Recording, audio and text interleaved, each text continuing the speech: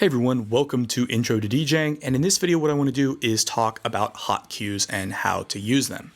Now, if you remember when we talked about deck controls, we had our cue button, and what the cue allowed you to do is find a place in the track, say here, and basically jump back to this point whenever. Now, one problem with this cue button is as the track is playing, if you accidentally hit it, what'll happen is it'll jump to where you set that cue and stop the track.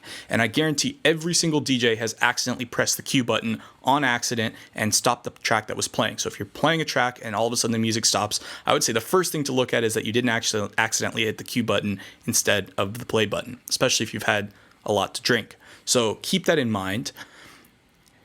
Every DJ has done this. There's even a video of Martin Garrix who he was DJing this party and he had headphones on and things were going crazy. His head was sweaty. His headphones slipped off of his head, bam, landed on the cue button on the CDJs and stopped the track. So he had to, quickly seek through the track to try to find where he was before and resume the track.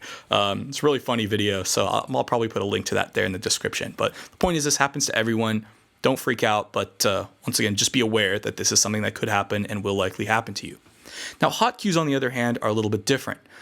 Like the cue button, you can set a point where the hot cue is, but unlike this cue button, when the track is playing, if you press the hot cue button, what'll generally happen is it'll continue playing from that point. Now you may have to set this in the settings.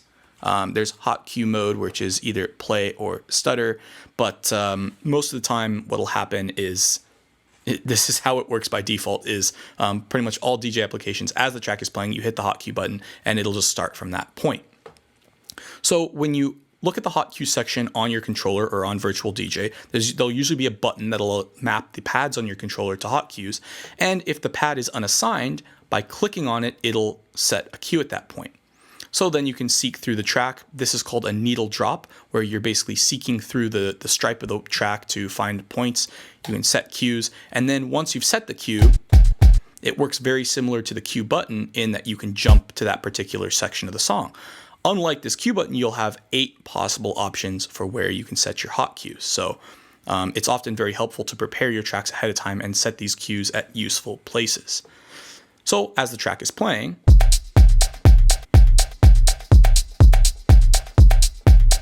you can jump around the different cue places by just clicking on these cues that you've set before.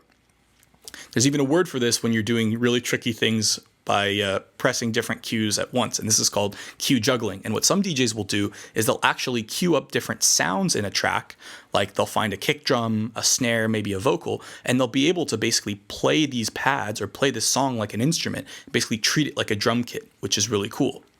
Now, when I'm using hotcues, I'm going to use them for 2 different reasons, and I'll talk more about my specific system later on in the course when I talk about preparing music. But hotcues can serve 2 purposes, and this is why they're so useful and powerful and why I recommend that you use them. The first, of course, is allowing you to jump around the track and finding places you want to play. So when I'm playing Tomorrow 2 by Cardi B and Glorilla, I'll have a cue set for Cardi B's verse, and if I feel like I'm losing the crowd or the energy's going down, boom, I can hit that button and jump right to Cardi B's verse. So once again, if you do this in time and you do it with the beat, people may not even notice that you're jumping to a different section of the song. But the other really nice benefit of hotcues is they show up here in the stripe and in the waveform view, which means you can use them as a visual guide for where you want to mix in and where good points to mix out are. You can develop a system where your hotcues actually tell you something about the song when you've prepared them. And this can be really useful when you're loading up a song, you're in the middle of DJing and you load up something and you're like, nice, I've already prepared this track. I know where I want to mix in. I know where the good parts are. And it's just really, really useful. And you combine that with the comment where you can basically say, where the cues are, like mix in at 2 or something like this. And you've now developed a really robust system of tagging your music, and that works for you. So you don't have to necessarily use the system that I use, but it is useful to use cues in that particular way. Now, let's say you set a cue by accident. How do you delete a cue? Well, here in Virtual DJ, you can just right-click one of your set cues and it will delete it. On pretty much every single controller that I've ever used, controllers for Serato, Tractor, Virtual DJ, pressing one of these pads when you're in Hotcue mode will set the cue, and then holding down Shift on your controller and pressing the pad for a cue that's already been set will delete the cue, which will free it for you to set it somewhere else. And often what you'll do is you'll seek around the track, find the points that you want to put the cue.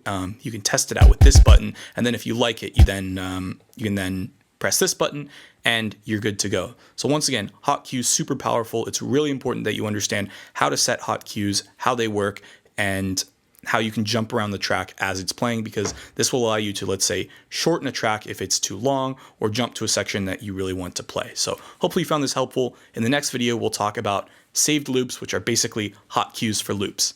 See you then.